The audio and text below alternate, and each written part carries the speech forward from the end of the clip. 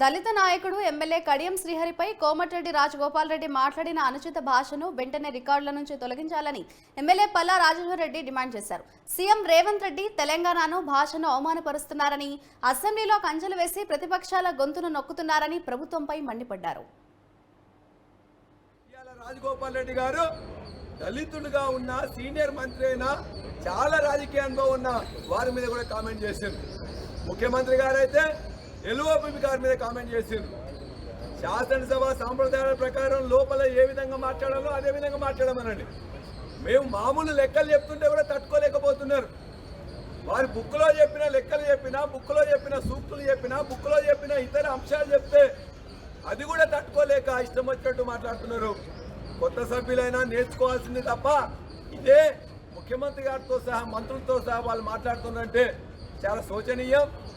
అదే కాకుండా స్పీకర్ గారు మాకు రిస్క్యూకి వచ్చేసి ఇవాళ మాకు ఇచ్చిన పాత్ర ప్రతిపక్ష పాత్రలో ఏదైతే ఎక్కడైతున్నదో వాటిని లేవనెత్తాల్సిన అవసరం మాకు ఉంటుంది. మేమేం దుర్భాషలు ఆడట్లే, మేమేం తప్పుడు మాట్లాడట్లే, మేమేం లెక్కలు లేకుండా మాట్లాడట్లే. మాకున్న అంశాలతో లెక్కలతో వాళ్ళు ఇచ్చిన పుస్తకాలతోనే మాట్లాడుతుంటే ఇవాళ శ్రీహరి గారి మీద వాళ్ళు దుర్భాషలు ఆడిన దాన్ని ఖండిస్తున్నాం. శ్రీహరి గారిని మాట్లాడిన దాన్ని ఖండించాలని చెప్పేసి అంటే పరిశీలిస్తా అంటున్నారు స్పీకర్ గారు. ఏం పరిశీలిస్తారు? మాట్లాడింది సక్కంగా అక్కడే ఉన్నది. దాని గురించి అదే ముఖ్యమంత్రి గారు ఎల్ఓపి గారి మీద మాట్లాడిన దుర్భాష, అసభ్య పదజాలం ఇది సరైనది కాదు. దాన్ని కూడా ఖండిస్తున్నాం.